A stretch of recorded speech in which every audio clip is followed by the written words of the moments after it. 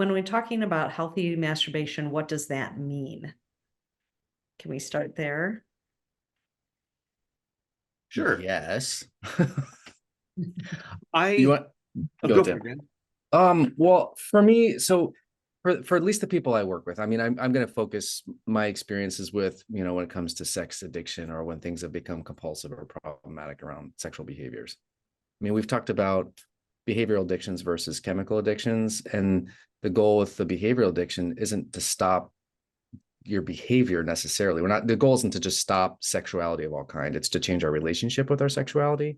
So I guess what I would say, masturbation could be part of healthy sexuality. Um, there's a bunch of nuances with there, but I guess when it comes to that, to me, it's changing relationship with what masturbation was. So for most of the people I've worked with, masturbation was a way to disconnect from self or others, or numb or self-soothe or medicate, or use as a kind of maladaptive coping strategy. What if it didn't have to be that? What if it could be connecting with self? It could be not shameful or secretive, or it could be integrative as opposed to disconnecting. So to me, that's what I would look for. If I'm closer to self and with maybe my relationship with God or higher power, is that possible? Yeah. Mhm. I also think that we specifically talk a lot about sex addiction, betrayal trauma, and that's the areas that we work in. And so I think that there's a difference between what would healthy masturbation, and I will say I don't like that word, but I'll come back to that in a bit. But what does healthy masturbation for somebody who's in recovery look like versus what does healthy masturbation for somebody who's not an addict look like?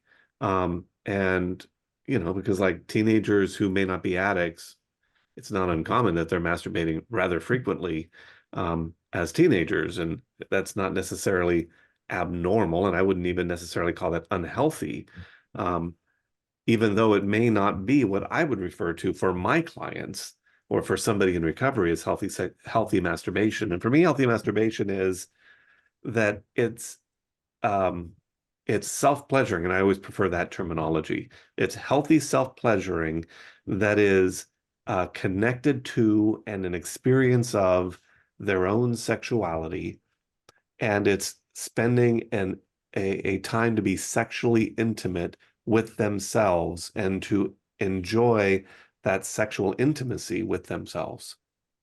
Um, Mm. which Mhm. is very different than what I refer to as addictive masturbation, which is I am stimulating myself to either get to orgasm or to ride that wave pre-orgasm to get as much intensity and escape as I can from that experience, or just to sort of numb down something that's feeling uncomfortable.